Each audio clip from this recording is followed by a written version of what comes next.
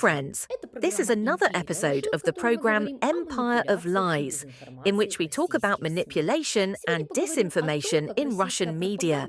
When drones turn TV into a weapon, how Russian propaganda tries Europe on as the next frontier military spectacle is being played out on Russian television again.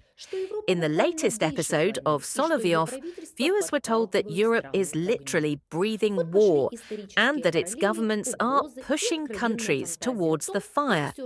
Historical parallels, threats and outright fantasies about how anything that is needed can fly to Paris were used. It is important for European readers to understand. These are not just television emotions.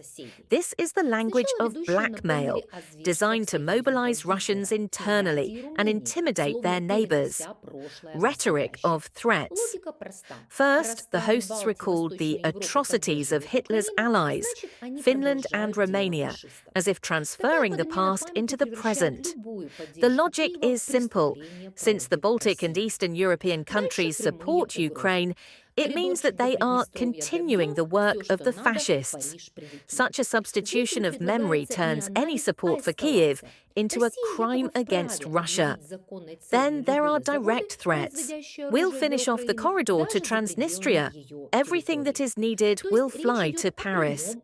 The viewer is offered not an analysis, but an escalation.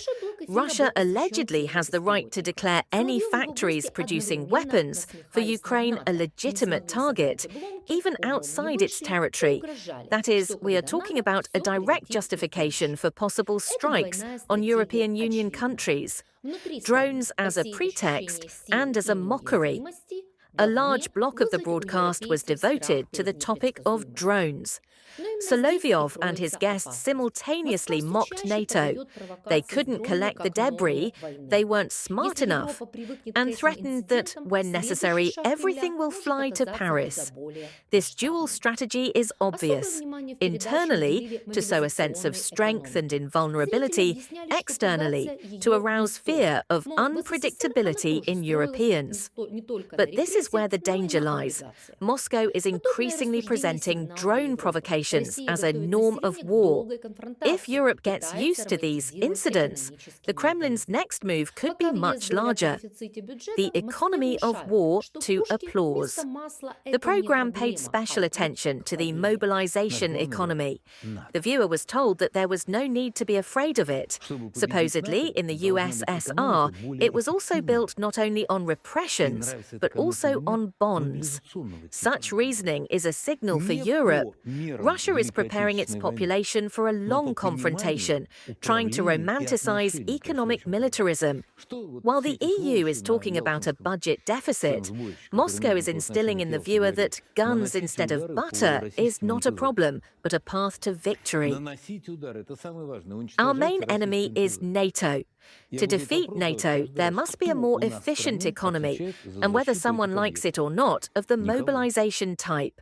Not by the measures of the Great Patriotic War, but by understanding, management and attitude to the problem solver. What did all these bastards at Yalta in their assembly, who have nothing to do with Yalta, say? Attack Russian oil refineries. Attack. This is the most important thing. Destroy the Russian oil refinery. I will ask this question every time. Who in our country is responsible for protecting these facilities? No one. Europe as a graveyard of allies. The culmination was the words, "If, peoples of Europe, you want coffins, then listen to your government." This is not a hidden threat. This is direct blackmail rhetoric, addressed not to politicians, but to ordinary citizens. In such a picture of the world, Europe is not a union of democracies, but a herd led by idiots from the Baltics and Finland. And Russia is strong and confident, capable of sending everything that is needed to Paris.